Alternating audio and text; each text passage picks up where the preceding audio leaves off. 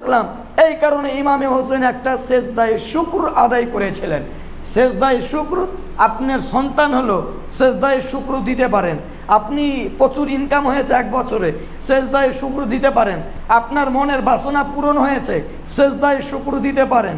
তবে মনে রাখবেন, এ সেজদা শুধুমাত্র আল্লাহর জন্যই হতে হবে, আর কারোর জন্য নয়। বলছে অমুক জায়গাতে পীরের নামে দেয় জি, বলছে তারা বাহাসও করবে, তাদের বাপেরও ক্ষমতা নাই। বলছে আদম নবী তিনাকে যে সেজদা করেছিল, জি হ্যাঁ তিনাকে সেজদা করেছিল, তবে সে সেজদায় তাহাব্বুদি ছিল না। আর সেই যুগে সালামের জায়গায় সেজদা ছিল, আজকে সে সেজদার জায়গায় আল্লাহ তাবারক ওয়া তাআলা সালাম প্রদান করেছেন, কাউকে সেজদা করা যাবে না। বিখ্যাত সাহাবী হযরত উসমান গনি রাদিয়াল্লাহু তাআলা আনহু তিনি বর্ণনা করেছেন যে রাসূল কায়নাত সাল্লাল্লাহু তাআলা আলাইহি ওয়াসাল্লাম ইরশাদ করেছেন, মামিন ইমরাইন মুসলিমিন, কোনো মুসলিম ব্যক্তি তাহদুরুহু সালাতা মাকতুবাতান, যখন তার নিকটে কোনো ফরজ নামাজ এসে যায়, ফরজ নামাজের সময় হয়ে যায়, ফায়ুহসিনু উজু আহা, সে সুন্দরভাবে উজু করে, খুশু আহা, এবং খুশু ও খুজুর সহিত নামাজ আদায় করে, ও রুকু আহা, এবং সুন্দরভাবে রুকু আদায় করে, ইল্লা কানাত কাফারাতান লাম্মা কাবলাহা মিনা জুনুবে, সে ব্যক্তি তার পূর্বের সমস্ত গুনাহের কাফারা হয়ে যায়। উজু এবং সুন্দরভাবে খুশু ও খুজুর সহিত একাগ্রতার সহিত নামাজ আদায় করাটা, মালাম ইউতি কাবিরাতা, কিন্তু তার গুনাহে কাবিরা অবশ্যই কাফারা হবে না। গুনাহে কাবিরার জন্য তওবা লাজিম জরুরি আছে, আর যদি হুকুকুল ইবাদ হয়, বান্দার হক ফিরিয়ে দিতে হবে, এটাও জরুরি আছে। ওয়ালাম ইউতি কাবিরাতাম ওয়া যালিকা দুহুরু কুল্লুহু, এবং এটা সদা সর্বদার জন্য। এই যে বিধান বর্ণনা করা হলো, এই বিধানটা সদা সর্বদার জন্য। রওয়াহু মুসলিম, উক্ত হাদিসটি মুসলিম শরীফে রয়েছে। হাজরাতে হাদিসের অনুবাদ হয়ে গেল, আমরা হয়তো অনেকে অনুবাদ বুঝে উঠতে পারি না। আসুন এবার একটু ব্যাখ্যা করি উক্ত হাদিসের। বিখ্যাত সাহাবী উসমান গনি রাদিয়াল্লাহু তাআলা আনহু তিনি ইরশাদ করেন যে কোনো মুসলিম ব্যক্তি, মুমিন ব্যক্তি নামাজের জন্য যখন অপেক্ষা করে, উজুর ওয়াক্ত আসার পূর্বে কিংবা পরে, এখানে ওয়াক্ত আসার পরে কথা বলা হয়েছে, যে টাইম হবে, আজান হবে, তারপরে সুন্দরভাবে উজু আদায় করবে, সুন্দরভাবে নামাজ আদায় করবে, তবে তার গুনাহে সাগিরা, ছোট গুনাহ পিছে যত করেছিল সব মিটে যাবে, মুছে যাবে। তবে মুহাদ্দিসিনে হেজাম, মুফাসসিরিনে কেরাম, মুহাক্কিকিনগণ তিনারা বলেছেন যে কোনো ব্যক্তি যদি সময় আসার পূর্বে উজু করে মসজিদে প্রবেশ করে নামাজের অপেক্ষায়, তবুও সে ব্যক্তি এতটাই নেকি পাবে, বলুন সুবহানাল্লাহ। ব্রাদারান ইসলাম, এখানে বলা হয়েছে ফায়ুহসিনু উজু আহা, সে সুন্দরভাবে উজু করিবে। আমরা অনেকে চুপচাপ উজু করি, জি না, উজুর প্রতিটি অঙ্গের দোয়া আছে, প্রতিটি উজুর প্রতিটি অংশের দোয়া আছে। কমসে কম আপনি সুবহানাল্লাহ আলহামদুলিল্লাহ পড়তে পারেন। একটা অঙ্গ ধোয়া হয়ে গেল, আপনি সুবহানাল্লাহ আলহামদুলিল্লাহ পড়ুন, আল্লাহু আকবার পড়ুন। আপনার উজু সমাপ্ত হলো, আসমানের দিকে চেয়ে, আসমানের দিকে তাকিয়ে নিজের শাহাদাত আঙুলটাকে উত্তোলন করে কালেমায়ে শাহাদাত আপনি একবার পড়ুন, আশহাদু আল্লা ইলাহা ইল্লাল্লাহু ওয়া আশহাদু আন্না মুহাম্মাদান আবদুহু ওয়া রাসূলুহু। এটা উজুর আমল। এরপরে যদি সম্ভব হয়, আসমানের দিকে তাকিয়ে আপনি ইন্না আনজালনা সূরাটা পড়ুন। যদি সম্ভব না হয় কোনো অসুবিধা নাই, আপনি যদি আশহাদু আল্লা ইলাহা ইল্লাল্লাহ আসমানের দিকে তাকান এবং পড়েন, আল্লাহ তাবারক ওয়া তাআলা প্রচুর পরিমাণে আপনাকে নেকি দান করবেন। এবং বলা হয়েছে রাসূল কায়নাত সাল্লাল্লাহু আলাইহি সাল্লামের এই উম্মত উযু করার পর আসমানের দিকে তাকিয়ে শাহাদাত আঙুলটা উত্তোলন করে সে ব্যক্তি যদি কালেমায়ে শাহাদাত পড়ে এবং ইন্না আনজালনা পড়ে, তাহলে মুসা আলাইহিস সালাম এবং ঈসা আলাইহিস সালাম, ইব্রাহিম আলাইহিস সালাম, এই 3 নবীর যত উম্মতের নেকি আছে সমস্ত নেকির সমান আপনাকে নেকি দান করা হবে। কেউ আরো ফজিলত বর্ণনা করেছেন এর। কিন্তু আজ আমরা অনেকে শুদ্ধভাবে উজু করি না। আমি অনেকবার তাকিয়ে দেখি, দেখার পরে অনেকজনকে বলি উজু করার পরে আপনার এই অংশটা ভিজে নি, ভালো করে উজু করুন। অনেকে আমি বলেছি, কিছু মানুষের রাগ হয়, আমার উজুর ভুল ধরবে। জি না, রাগ করে কোনো লাভ নাই, নামাজই হবে না। আপনি রাগ করবেন, পরের বার থেকে আমি বলবো না। কোনো মুসল্লি বলছে আপনি রাগ করবেন, পরের বার থেকে সে মুসল্লি আপনাকে বলবে না, এতে ক্ষতি আপনার। আপনি সে ভুলের ওপরই প্রতিষ্ঠিত থেকে যাবেন। সুন্দরভাবে উজু করুন। এর পূর্বে আমি উজুর বিধানাবলী এবং উজু করার প্র্যাকটিক্যালি আপনাদেরকে আমি দেখিয়েছিলাম এইখানে দাঁড়িয়ে। সুন্নত উজুর আপনার 4টে ফরজ তো সুন্দরভাবে আদায় করতেই হবে, তার পূর্বে সুন্নতগুলো আদায় করতে হবে, ভালোভাবে কুলি করতে হবে। কোন রকম এসে এই পচপচ করে পানি ফেলে দিলে জিনা হবে না। ভালোভাবে একটু গার্গল করার চেষ্টা করবেন, তার পূর্বে একটু দাঁতে আঙুল বুলিয়ে নেবেন। যদি সম্ভব হয় উজুর পূর্বে দাঁতন ব্যবহার করবেন, এটা সুন্নত। নবী আমার বলছেন, আমার উম্মতের মধ্যে সন্দেহ না হলে আমি 2টো জিনিস আবশ্যিক করে দিতাম আমার উম্মতের জন্য। এক, উজুর পূর্বে প্রতিটি অক্তের উজুর পূর্বে দাঁতন করা। দ্বিতীয়টি এশার নামাজ রাত করে পড়া। আমি যদি 15 মিনিট এশার আজান পিছাই, অনেক মুসল্লি বলে এই অনেক রাত হয়ে গেছে। জি না, রাত কেন হবে? তুলনা 6টার সময় বলছে মাঝরাতে নামাজ পড়বেন, 6টা, এখন 6:30 সন্ধ্যা হচ্ছে। আপনি যদি কমসে কম 8টাতে আজান না দেন কি করে হবে? হ্যাঁ, রাত আপনি তখনই বলবেন 6:30, ওদিকে আপনার 5টা, মোটামুটি 11 ঘন্টা। 11 ঘন্টার রাত 5.5 ঘন্টা এদিকে অতিবাহিত হবে, মানে 7টা থেকে রাত 12টা হবে, তখন আপনি বলতে পারবেন অর্ধেক রাত হলো, তার আগে বলতে পারেন না। রাসূল কায়নাত সাল্লাল্লাহু তাআলা আলাইহি ওয়াসাল্লাম বলছেন, আমার উম্মতের মধ্যে যদি সন্দেহ না হতো যে ওরা আদায় করতে পারবে না, তাহলে আমি 2টো জিনিস আবশ্যিক করে দিতাম। অর্থাৎ নবী আমার কতটা গুরুত্ব দিয়েছেন দেরি করে এশার নামাজ পড়া আর প্রতিটি উজুর পূর্বে দাঁতন করা।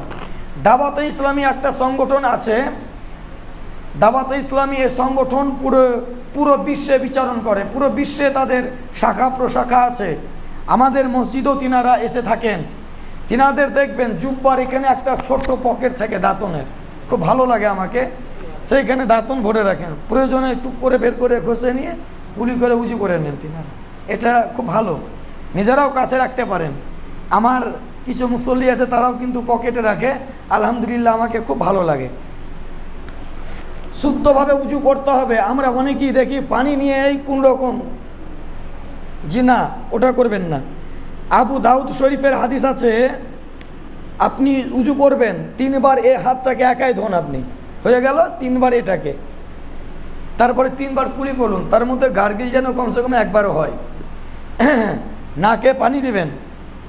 কেউ আপনার যখন নতুন নামাজ পড়া ধরে, নাকে পানি দিয়ে আপনার টানলে হবে না, হালকা ভরে দিয়ে আঙুল দিয়ে আপনি সাফ করুন, বাম হাতের আঙুল দিয়ে। যেখান থেকে চুল বের হয় সেখান থেকে আপনার যে এটাকে উর্দুতে থুড়ি বলছে, এর নিচের অংশ, নরম অংশ, এই কানের লও থেকে নিয়ে দ্বিতীয় কানের লও পর্যন্ত গোল করে আপনাকে ধৌত করতে হবে। যদি কারো ঘন দাড়ি হয় অবশ্যই তাকে খিলাল করতে হবে দাড়িতে। যদি কারো পাতলা হয় খিলাল না করলেও চলে যাবে, অসুবিধা নাই। পায়ের আঙুলগুলো খিলাল করতে হবে, হাতের আঙুল খিলাল করতে হবে। অনেকেই করে না, অনেকেই দেখবেন শীতকালে তেল ব্যবহার না করার কারণে পায়ের চামড়া একটু অন্যরকম হয়ে যায়, পানি ঢালবেন কিন্তু ভিজবে না, বুঝেছেন? তেল ব্যবহার না করার কারণে পানি ঢেলে যাবেন, ভিজবে না। জি না, এমন ক্ষেত্রে আপনাকে ভালো করে দল্লাইতে হবে যেন প্রতিটি অঙ্গে পানি পৌঁছে যায়।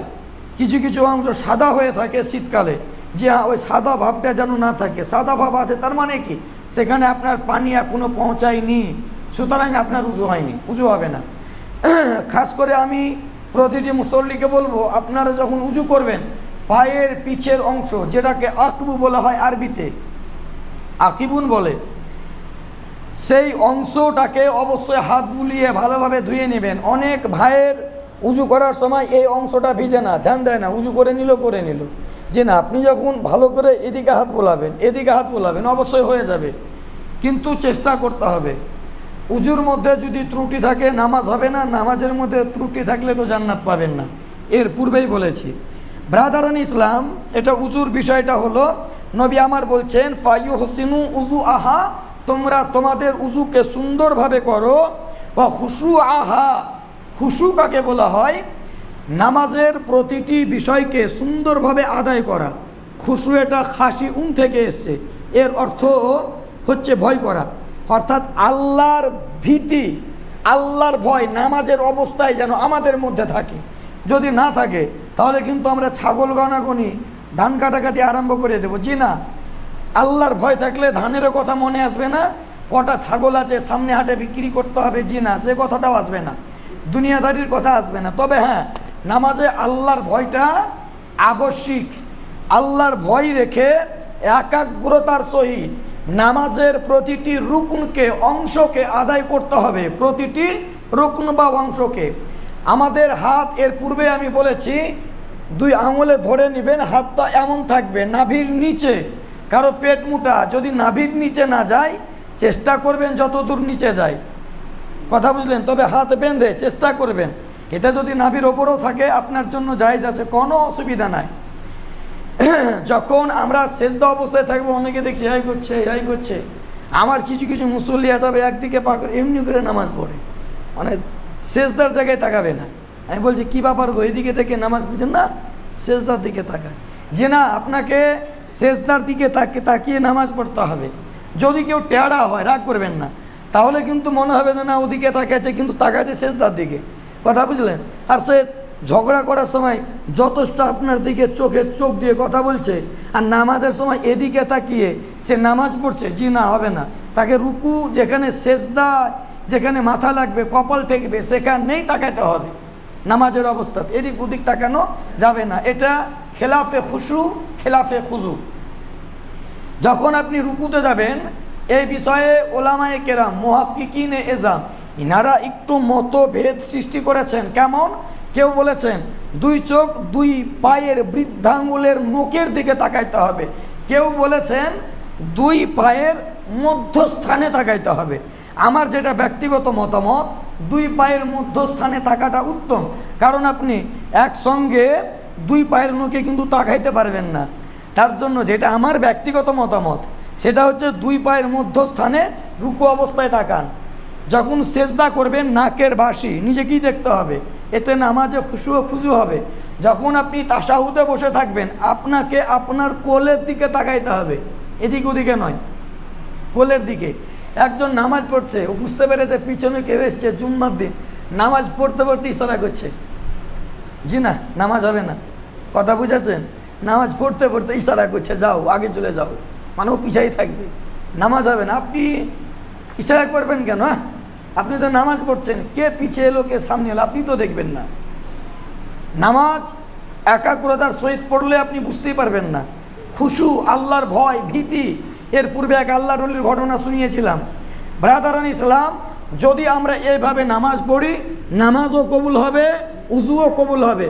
তার সাথে সাথে যেটা আমাদের বোনাস, সেটা হচ্ছে পূর্বের যত গুনাহে সাগিরা থাকবে সমস্ত গুনাহকে আল্লাহ মুছে দেবেন। ব্রাদারান ইসলাম, এখানে আর একটা বিষয়, নবী আমার বলেছেন ওয়া রুকু আহা, এখানে ওয়া সুজুদাহা শব্দটা বলেননি, রুকু খাস করেছেন এখানে, সুজুদাহা নবী আমার কেন বলেননি? সুজুদাহা মানে তোমাদের সেজদাও ভালোভাবে করো, সেজদা তো ভালোভাবে করতে হবে। আদম নবী থেকে আমাদের নবী পর্যন্ত যত নবীর উম্মত এসছে, সকল উম্মতের নামাজে সেজদা ছিল। আল্লাহর এক বিশেষ দয়াতে, রসুলুল্লাহর বিশেষ কারামে আমরা একটা অতিরিক্ত ফায়দা পেয়েছি যে আমাদের নামাজে রুকু এসছে, বলুন সুবহানাল্লাহ। এই রুকু নামাজ ব্যতি রেখে ইবাদত নয়, তবে সেজদা নামাজ ব্যতি রেখেও ইবাদত। সেজদায়ে তিলাওয়াত আপনি করুন নেকি পাবেন, সেজদায়ে শুকর আপনি করুন নেকি পাবেন। আল্লাহর উদ্দেশ্যে কিছু আপনার সন্তান পুত্র সন্তান হয়েছে ছাত্রা পিটির পর, একটা সেজদায়ে শুকর আপনি দিয়ে দিলেন। ইমামে হোসেন তিনি সেজদায়ে শুকর দিয়েছিলেন কারবালার প্রান্তরে, যে তিনার পুরো পরিবারকে আল্লাহকে এবং আল্লাহ রসুলকে রাজি করার উদ্দেশ্যে একবারে তীব্র গরমে তাপতি হুই রেত মে যাকে বলে আপনার উর্দুতে, ব্রাদার ইসলাম ফুটন্ত বালির ওপরে 3 দিন ওয়ানাহার থেকে পিপাসিত থেকে নিজের পরিবার সমেত আল্লাহর দরবারে সকলকে বিসর্জন করেছিলেন, কুরবানি দিয়েছিলেন। ব্রাদার ইসলাম এই কারণে ইমামে হোসেন একটা সেজদায়ে শুকর আদায় করেছিলেন। সেজদায়ে শুকর আপনার সন্তান হলো, সেজদায়ে শুকর দিতে পারেন। আপনি প্রচুর ইনকাম হয়েছে 1 বছরে, সেজদায়ে শুকর দিতে পারেন। আপনার মনের বাসনা পূরণ হয়েছে, সেজদায়ে শুকর দিতে পারেন। তবে মনে রাখবেন, এ সেজদা শুধুমাত্র আল্লাহর জন্যই হতে হবে, আর কারোর জন্য নয়।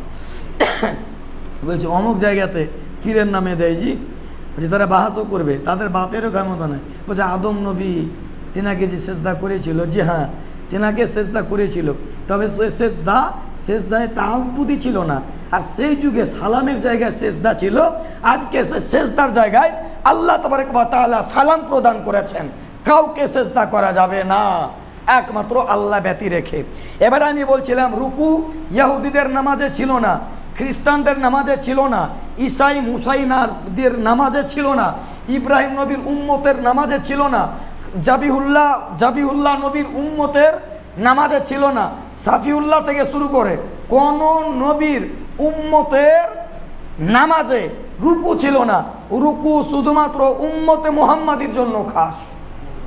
তার জন্য রাসূলুল্লাহ সাল্লাল্লাহু আলাইহি সাল্লাম রুকুর কথা এখানে বলেছেন যে রুকু করো খুশুর সহিত আল্লাহর উদ্দেশ্যে।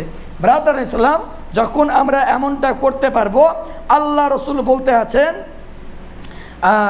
কানাত কাফারাতান, তার পূর্বের গুনাহের কাবলাহা মিনা জুনুবে, তার পূর্বে যত গুনাহ করেছিল সে সমস্ত গুনার এটা কাফারা হয়ে যাবে। মালাম ইউতি কাবিরাতান, কিন্তু মনে রাখবেন কোনো গুনাহে কাবিরার নয়। আজকে আমরা গুনাহে সাগিরাকে তো গুনাহে সাগিরা মনেই করি না, গুনাহে কাবিরা যতক্ষণ পর্যন্ত না করে, গুনাহ কাবিরাকেও গুনাহ মনেই করছে না। জানেন, মানে আমাদের মধ্যে যে সমস্ত গুনাহগুলা, এক চুগলি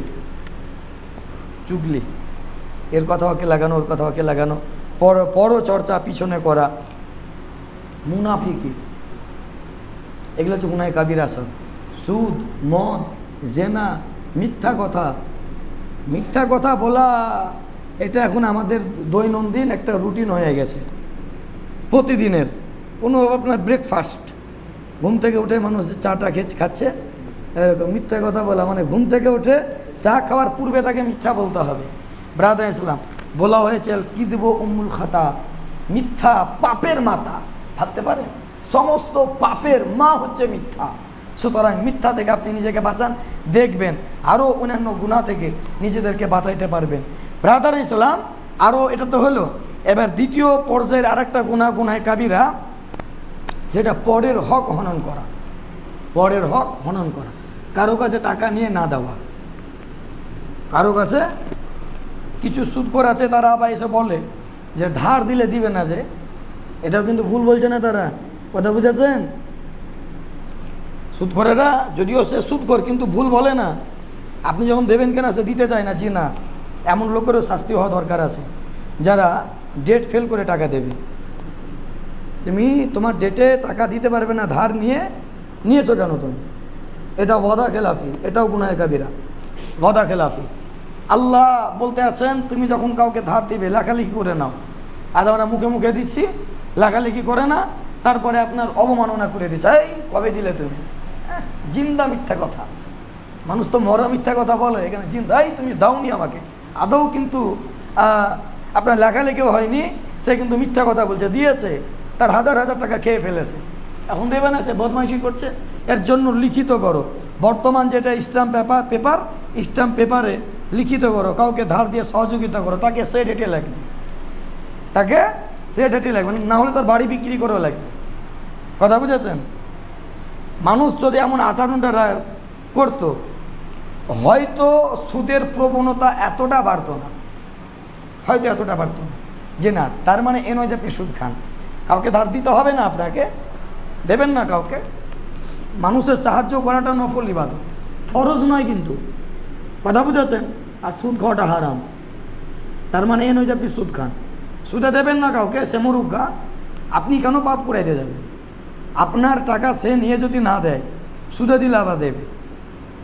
মানুষের কেমন আচরণ আমার নিজেও আমি বুঝে উঠতে পারি না।